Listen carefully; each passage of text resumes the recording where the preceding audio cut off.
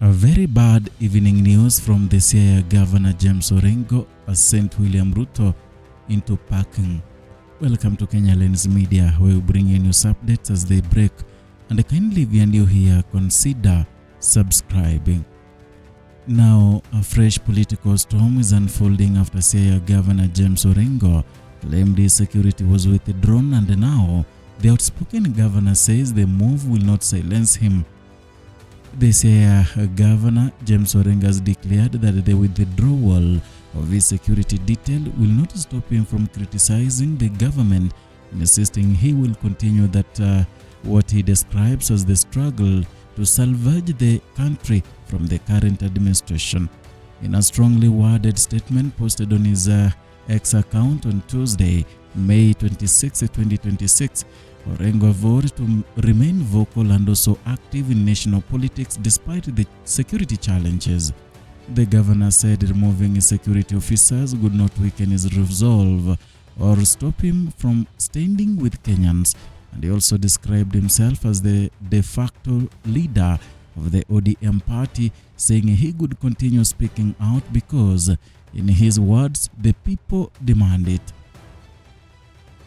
And in his words, James Orengo said, "Stripping away my security will not stop the work to salvage the country from the Kaongo regime. I will continue to stand with the Kenyans as the de facto leader of the Orange Democratic Party because the people demand it." That is a strong message that was written by Governor James Orengo. The latest remarks from Orengo come just days after he publicly demonstrated and protested the withdrawal of his security personnel, a move he termed abrupt, irregular, and also politically motivated. And according to the governor, the officers attached to both his personal security team and his Nairobi residence were withdrawn on evening on Tuesday, May 19th, without any warning. Orengo says there were no official communication before the withdrawal. He also claims that the replacement of officers were provided, and in a formal letter addressed to Inspector General of Police Douglas Kanja on Wednesday, May 20th, the Siaya Governor James Orengo registered what he called as a strong protest against the decision. The veteran politician questioned why the changes were made without the notice and also demanded a clear explanation from the Minister of Interior and National Police Service. Orengo further argued that the move violated the establishment procedures and also raised concerns about the safety of public officials who hold constitutional offices. And the governor maintained that the security assigned to the state officers is not a personal favor from the government leaders, and instead it is said it is the constitutional responsibility grounded in the Kenyan law. That statement appears aimed at reinforcing concern that the state security should remain separate from the political disagreements, and for many observers, the dispute has now moved beyond the personal complaint over the security, and it has now instead become part of the wider national conversation about political tolerance, dissent, and the role of the opposition voices in the government.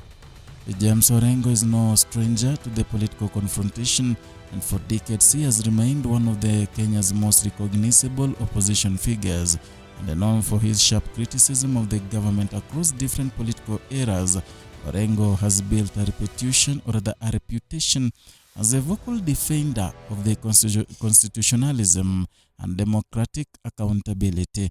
Even after becoming governor of Siaya County, he has continued to position himself as a national political voice, and in recent months, Orengo has increasingly criticized the current administration, accusing it of failing ordinary Kenyans and drifting away from the democratic ideals. And his latest comments suggest he has no intention of sustaining that position. And by declaring himself the de facto leader of the ODM, Orengo has also added a new political dimension to the unfolding story.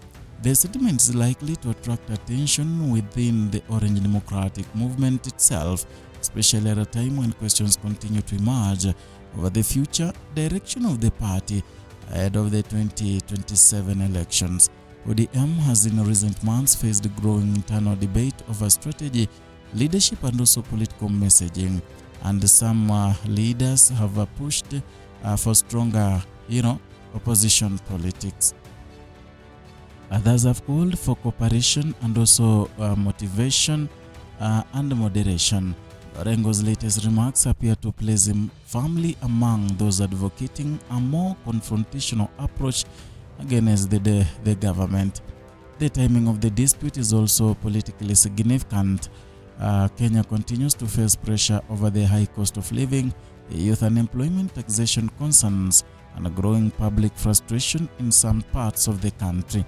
Opposition leaders have increasingly attempted to position themselves as the defenders of the citizens struggling with economic hardship. And against that backdrop, in claims involving intimidation, suppression, or political retaliation quickly attract national attention. So far, authorities have not publicly responded in detail to the Orengo's allegations regarding the withdrawal of his security. There has also been no official explanation for the Minister of Interior on why the officers were removed or whether replacements will be assigned. That silence is likely to fuel further debate in political circles and also among Kenyans following the matter closely. Security for politicians in Kenya has also remained a sensitive issue, and over the years, several leaders from the government, both the government and opposition sides, have raised the concerns over after changes with their security arrangements was done. In some cases, those changes have triggered accusations of the political punishment or attempts to intimidate critics. And at the same time, security agencies have occasionally defended such decisions as administrative or operational adjustments. But in a country with a long and complex political history, the symbolism attached to state security cannot easily be separated from politics. And for supporters of Orengo, the withdrawal reinforces concerns about shrinking space for dissent and also criticism. For others, it raises broader questions about the relationship between power and state institutions. Political analysts also say the matter may further deepen divisions within the opposition landscape, especially as different leaders compete for influence and visibility ahead of the future political contests.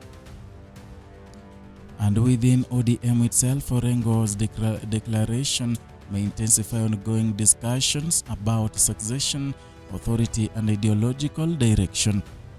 The governor's remarks also appear carefully crafted to project resilience, and even when protesting the withdrawal of his security, he repeatedly emphasized patriotism and also commitment to the public service. He insisted he would continue to carry out his responsibilities with enthusiasm, and despite